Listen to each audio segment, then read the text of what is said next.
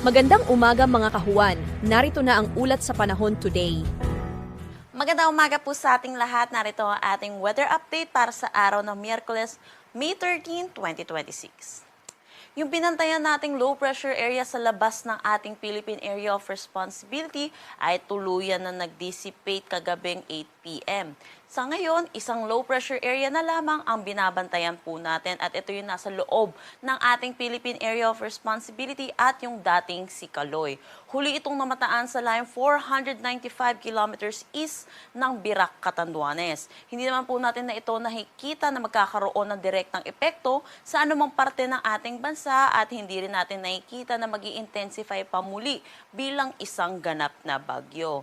Para sa ating forecast dito sa low pressure area na to, inaasahan natin mananatili ito dito sa may Philippine Sea kung saan nakikita din natin na ito'y magdi-dissipate or malulusaw din between Friday and Saturday.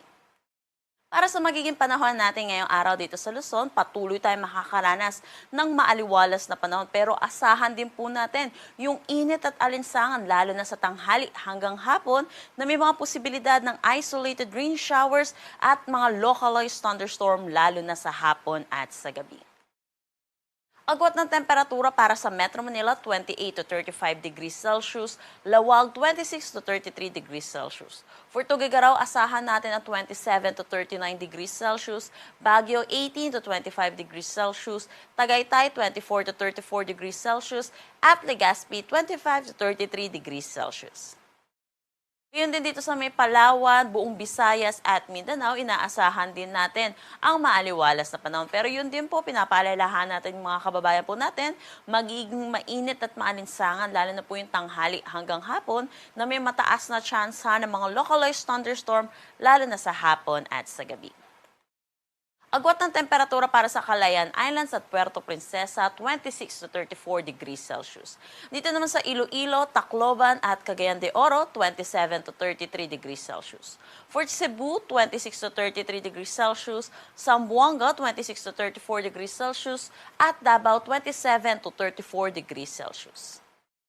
Para naman sa ating heat index na nilabas natin kahapon dito sa Metro Manila, nakapagtala tayo ng 41 to 42 degrees Celsius. At ang pinakamataas nating naitala ay 48 degrees Celsius, dito ito sa may Butuan City, Agusan del Norte. Sinundan ng dalawang lugar na may 46 degrees Celsius dito sa may Tuguegarao at Coron, Palawan.